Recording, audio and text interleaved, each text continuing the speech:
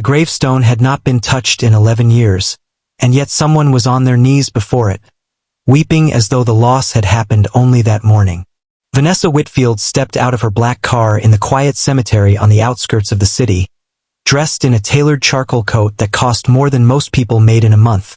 her heels sinking slightly into the soft grass as she walked toward her father's resting place. She had flown in from a business summit overseas just to visit him on the anniversary of his death, as she did every single year without fail, rain or shine, success or failure. But this year something was different. Someone else was already there. A man in a faded gray janitor's uniform knelt in front of her father's headstone, his shoulders shaking, his forehead nearly pressed to the cold granite, whispering words she could not yet hear. For a moment, Vanessa stood frozen,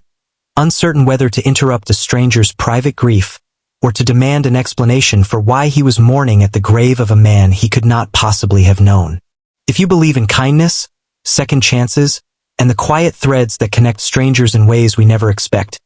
give this video a like, drop a comment below, share it with someone who needs a little hope today, and subscribe to Journey of Kindness so you never miss a story like this one. He apologized immediately, scrambling to his feet, explaining in a shaky voice that he worked as a janitor at Whitfield Logistics, the very company Vanessa now ran, and that he came to this grave every week because the man buried beneath it, Richard Whitfield, had once saved his life in a way nobody else ever had. Vanessa studied him carefully. He looked to be in his mid-30s, with tired eyes that carried the weight of sleepless nights, calloused hands, and a quiet dignity despite his obvious exhaustion. His name, he told her, was Nathaniel Cole, and 8 years ago, when he was homeless and desperate after losing his wife to illness and struggling to care for his newborn daughter alone, Richard Whitfield had found him sleeping outside the company warehouse and, instead of calling security, had brought him inside, given him a job sweeping floors, and quietly paid for his daughter's medical bills for over a year without ever asking for anything in return or telling a single soul. Vanessa felt the ground shift beneath her. She had known her father as a brilliant, hard-working, endlessly kind man, but she had never known this particular story, one of what she would soon discover were dozens of similar quiet acts of grace that Richard Whitfield had performed throughout his life without ever seeking recognition. Nathaniel explained that he visited the grave every week not out of obligation but out of a debt he felt could never truly be repaid. A debt of dignity restored, of a child kept fed and healthy, of a man who treated him like family when the rest of the world had looked away. He told her that his daughter, now 9 years old, still asked about the tall, kind man who used to visit them sometimes on Sundays, bringing groceries and toys,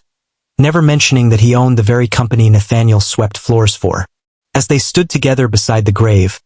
Vanessa realized with a growing ache in her chest that despite running her father's company for over a decade, she had allowed herself to become disconnected from the very people who worked within its walls every single day. She had inherited his business but had not fully inherited his heart, burying herself instead in mergers, quarterly reports, and boardroom battles, believing that scaling the company was the greatest tribute she could offer his memory. Standing there, watching a grown man weep with gratitude for a kindness shown nearly a decade earlier, she understood that perhaps the truest legacy her father left behind was not the size of his company but the quiet, invisible web of lives he had touched along the way, lives she had never even known existed.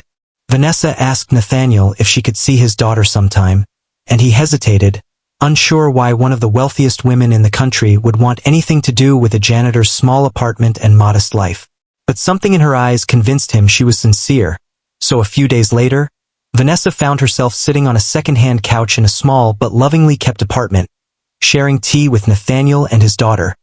a bright-eyed girl named Josephine who spoke enthusiastically about her drawings and her dreams of becoming a veterinarian someday. Vanessa listened to Nathaniel's story in full that afternoon, how after Richard's sudden death from a heart attack, the financial support quietly stopped along with the visits, how Nathaniel had never told anyone at the company about his relationship with the founder out of fear it would look like he was seeking favors, and how he had simply continued working hard, raising his daughter alone, and visiting a grave every week to thank a man who could no longer hear him. Something shifted in Vanessa that day, a recalibration of everything she believed success was supposed to mean. She began quietly investigating other employees at Whitfield Logistics, discovering forgotten letters in her father's old private files, letters from former addicts he had helped rehabilitate, single mothers he had quietly promoted and mentored,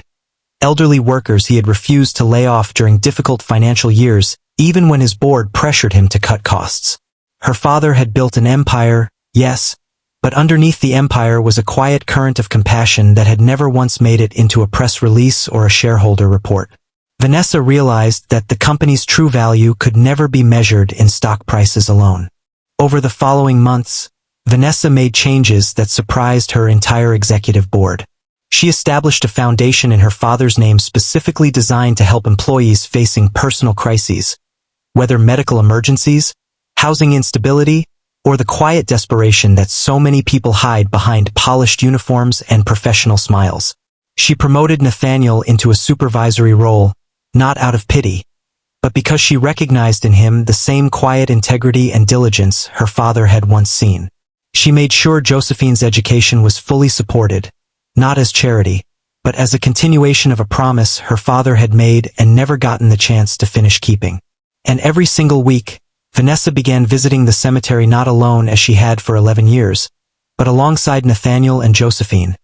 the three of them standing together at the grave of a man whose kindness had somehow bound their lives together in ways none of them could have predicted.